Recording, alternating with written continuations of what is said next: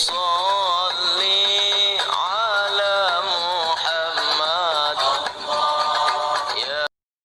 Wa qala, dan bersabda an-Nabi sallallahu alaihi wasallam, Nabi sallallahu alaihi wasallam, kulu, makanlah kalian semua, washrabu, dan minumlah kalian semua, walbasu, dan berpakaianlah kalian semua, wa tasaddaqu, dan bersedekahlah kalian semua, fi ghairi israfin, dengan tanpa berlebihan, wala makhilatin, dan tanpa sombong.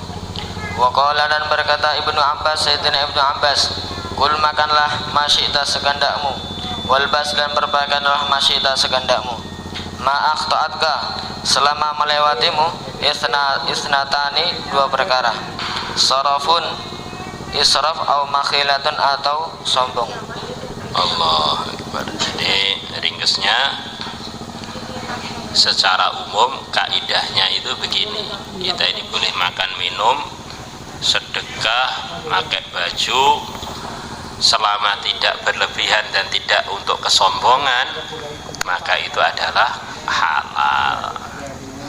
Bahkan sebagian ada yang wajib, yaitu yang sekedar untuk nutup aurat jadi wajib.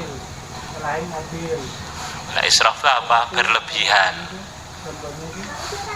Makhilah, makan minum, makanan, minuman, pakaian, harta, itu termasuk salah satu alat yang menyebabkan orang merendahkan orang lain. Itu banyak terjadi di dunia ini. Orang tuh nilai orang lain dari pakaiannya. Kalau pakaiannya jelek, wong rendahan. Kalau pakaiannya bagus, ini orang yang kasta tinggi. Nah, kesombongan itu apa? Kaidahnya dalam satu hadis, kesombongan itu batarul haq, menolak yang benar, wa ghamtun nas, dan menghina orang. Itulah kesombongan. Bajunya bagus, bajunya mahal, akhirnya melewati orang-orang yang bajunya jelek, dia mandang dengan pandangan merendahkan. Ini termasuk praktek dari kesombongan.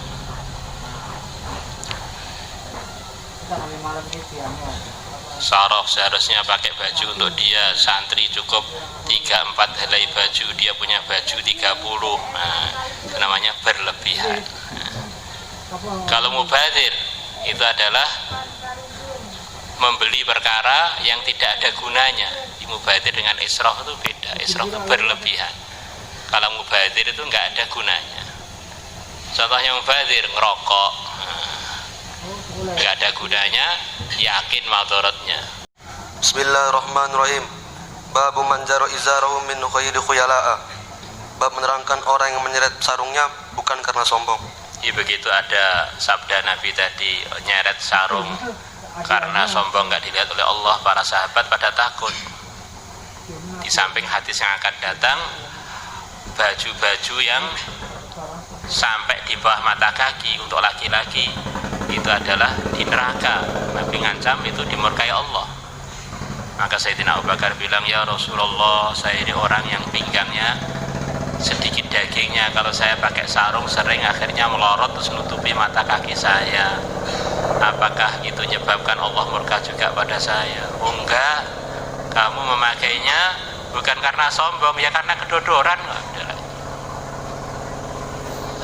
Datang lagi Ibnu Mas'ud radhiyallahu anhu yang riwayatkan surat Waqiah itu, ya Rasulullah, saya ini laki-laki yang ada cacatnya, betis saya ini kecil, gak umumnya orang, maka kalau saya pakai sarung kok agak tinggi, kelihatan aib saya, maka saya kalau pakai sarung sampai kadang-kadang nutupi mata kaki, bagaimana untuk nutupi aib saya?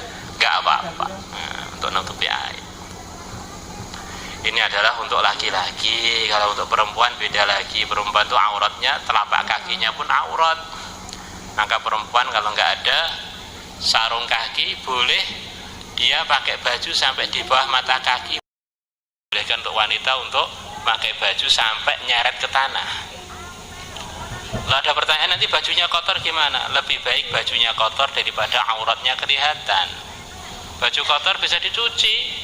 Jika kalau aurat kelihatan kan tidak, tidak ada, ya, tidak ada kelonggaran kecuali kalau darurat. Ya, daruratnya apa? Lebih baik bajunya kotor daripada auratnya kelihatan. Bukan terus bajunya sudah pendek dicincing-cincingkan lagi. Iki jane nyapa ora iso nguyuh piye. Nggih.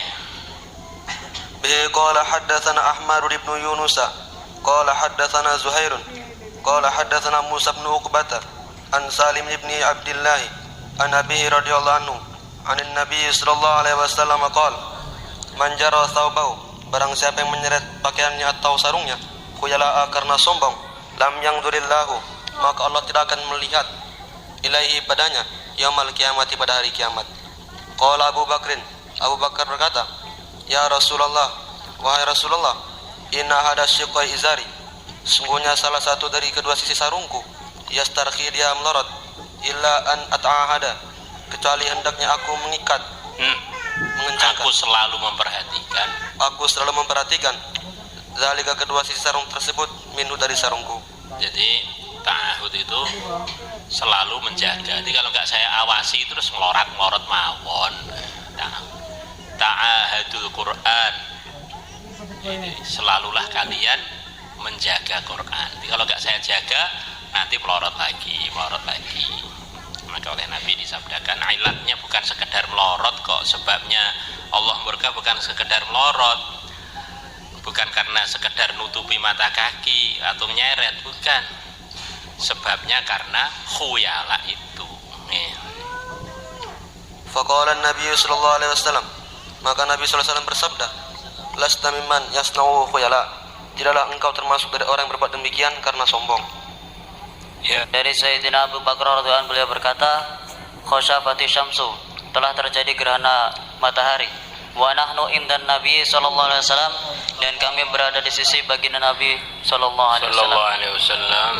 Faqama, maka beliau berdiri, yajurru sawbahu, beliau menyeret bajunya, mustajilan, dalam keadaan terburu-buru. Hatta atal masjidah, sehingga beliau mendatangi masjid. Wasaban nasu, dan berkumpullah para sahabat. Fasalla, kemudian beliau salat rakaat ini 2 rakaat. Fajalliya anha, kemudian diterangkanlah matahari. Tsumma akbar, jadi sudah selesai gerhananya. Julia anha maksudnya diterangkan matahari, sudah enggak gelap lagi, sudah selesai waktu gerhana. Tsumma aqbala alaina, kemudian beliau menghadap kepada kami. Wa qala, dan beliau bersabda, inna syamsa, sungguhnya matahari, wal qamara, dan bulan, ayatani adalah 2 tanda, min ayatillahi, dari tanda-tanda keagungan Allah. Fa idza ra'aitum, apabila kalian melihat minha, dari matahari, syai'an sesuatu, fasallu, maka salatlah kalian. Wad'ullaha, dan berdoalah kalian kepada Allah, hatta yakshifa, sehingga Allah membukanya. Jadi fa idza ra'aitum minha syai'an, ini maksudnya oleh sebagian ulama fuqaha disimpulkan bahwa mulainya waktu sholat gerhana. Maka kalau itu sudah terjadi perubahan, berarti waktu sholat gerhana sudah masuk. Fasallu, maka sholatlah. Wad'ullah, berdoalah kepada Allah. Akhirnya adalah hatta yakshifaha, sehingga Allah membuka atau menghilangkan sesuatu yang berubah tadi, kembali normal lagi. Sampai terakhir dari perubahan itu, itulah akhir dari waktu sholat gerhana matahari ataupun bulan. Di gerhana matahari ataupun bulan itu adalah di antara tanda-tanda keagungan Allah. Di antara tandanya, kalau Allah berkehendak matahari dan bulan mau digerhanakan, seluruh dunia yang katanya super power atau punya teknologi canggih gak akan bisa menahannya. Paling bisa neropong-neropong itu aja pun juga sering keliru jika gak jelas. Begitu lemahnya manusia.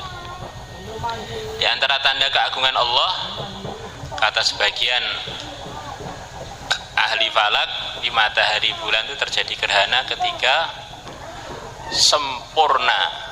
Maka gerhana bulan kalau kita lihat malam itu mesti malam bulan purnama.